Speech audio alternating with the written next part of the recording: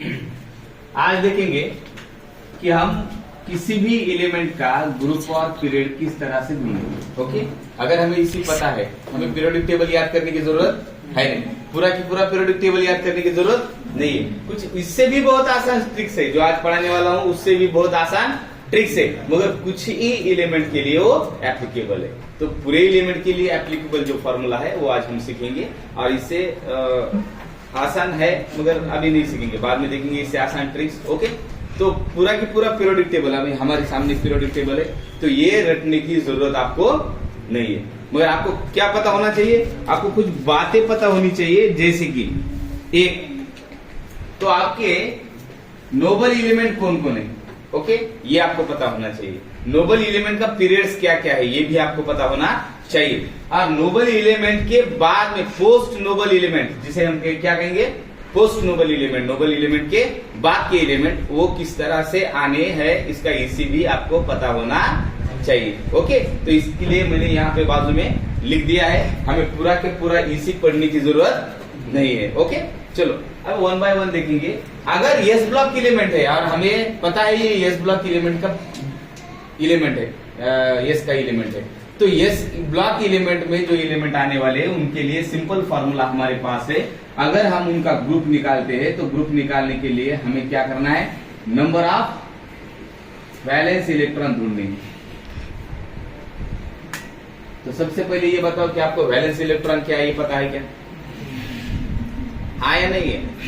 हाँ, तो outer most shell में जो इलेक्ट्रॉन होते हैं, कौन से शेल में? आउटर मोस्ट शेल में, वो डिसाइड करते वैलेंसी, वो डिसाइड करते वैलेंसी। और आउटर मोस्ट शेल में जो इलेक्ट्रॉन होते हैं हम उसको कहते हैं वैलेंस इलेक्ट्रॉन। तो आउटर मोस्ट शेल में इलेक्ट्रॉन पता होने के लिए क्या पता होना जरूरी है? इसी इलेक्ट्रॉनिक कॉन्फ़िगरेशन पता होना जरूरी है। तो वैलेंस इलेक्ट्रॉन डिसाइड करेंगे ग्रुप, किसके लिए? यस ब्लॉक के लिए। Number of valence electron is nothing but a group of that element. Yes, समझ में आ रहा है? ओके, और पीरियड कैसे पता करेंगे? पीरियड, अगर किसी भी एलिमेंट का पीरियड पता करना है तो हमें प्रिंसिपल क्वांटम नंबर पता होना चाहिए। तो हमने देखा था प्रिंसिपल क्वांटम नंबर, है ना? तो maximum principal quantum number, maximum principal quantum number क्या है? यही होगा उसका पीरियड। जितना उसका प्रिंसिपल क्वांटम नंबर उतना ही उसका पीरियड, जितने उसके वैलेंस इलेक्ट्रॉन उतने ही ग्रुप्स। ओके, कब? यस ब्लॉक एलिमेंट के लिए। कहां पे? यस ब्लॉक एलिमेंट के लिए। ये आपको पता होना चाहिए। देखो अभी 4 अलग अलग फॉर्मूले जनरेट होने वाले हैं। सबसे पहले यस ब्लॉक एलिमेंट का फॉर्मूला जनरेट होने वाला है, उसके बाद पी का, उसके बाद डी का, और एफ के लिए तो ज्यादा देखने की जरूरत है नहीं, क्योंकि एफ ब्लॉक एलिमेंट कहाँ होते हैं? तीसरे ग्रुप में होते हैं, और पीरियड ही सिर्फ उनका चेंज है। ओके, तो 4 अलग अलग फॉर्मूले में से सबसे पहला फॉर्मूला कि नंबर ऑफ इलेक्ट्रॉन कहाँ है और कितने हैं, वही होगा उसका ग्रुप। और मैक्सिमम प्रिंसिपल क्वांटम नंबर जो होगा, यानी कि n जो होगा, क्या होगा? n जो होगा वही होगा उसका पीरियड। ओके, तो अब एक के बाद एक एग्जांपल लेता हूं मैं।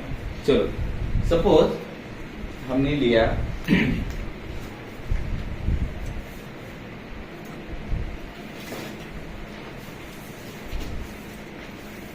पोटेशियम, पोटेशियम का एग्जांपल लेते हैं। देखो आप, अगर पूछा गया कि पोटेशियम का ग्रुप और पीरियड निकालो, ओके, पोटेशियम का ग्रुप और पीरियड निकालो, तो पोटेशियम का एटॉमिक नंबर कितना है बेटा? 19। कितना है? 19। अगर पोटेशियम का एटॉमिक नंबर 19 है तो नियर अबाउट नोबल एलिमेंट कौन है? देखो आर्गन 18, आर्गन 18, तो मैंने लिख दिया आर्गन 18। आपको ये समझ में आना चाहिए नियर अबाउट। जर तुला हे कळत नसेल पोटॅशियम हा 19 आहे, त्याच्या जवळचा कोण आहे, पोटॅशियमच्या घरा शेजारी कोण नोबल एलिमेंट आहे हे जर कळत नसेल तर काय करायचं, एक गरम पानी करायचं एका ग्लास मध्ये, क्या करने का? गरम पानी करने का, उसको फिर ठंडा होने देने का, हो गया ठंडा, और उसके बाद वो पीने का। सुबह में ऐसे 3 बार करने के, रात में 3 बार करने के, पूरा याद हो जाए। ओके, और आर्गन 18। अब आर्गन 1 2 3 नंबर पे ना, तो यानी कि 4S आने वाला है बेटा। क्या आने वाला है? 4S। ये हो गया 18, ये हो गया 19, 4S 1। तो 4s1 इसका ब्लॉक आ गया बेटा, ब्लॉक यस ब्लॉक में इलेक्ट्रॉन चला गया, यस का ब्लॉक आ गया, यस ब्लॉक क्या आ गया, यस। अब इसका ग्रुप यानी कि वैलेंस इलेक्ट्रॉन, ग्रुप यानी क्या, वैलेंस इलेक्ट्रॉन। हमने लिखा number of valence electron is nothing but group. तो वैलेंस इलेक्ट्रॉन कितने हैं, वैलेंस इलेक्ट्रॉन है 1, तो ग्रुप बन गया इसका 1। और maximum principal quantum number is nothing but a period. अब यहाँ सबसे ज्यादा प्रिंसिपल क्वांटम नंबर कौन है, 4 है, क्योंकि आर्गन में तो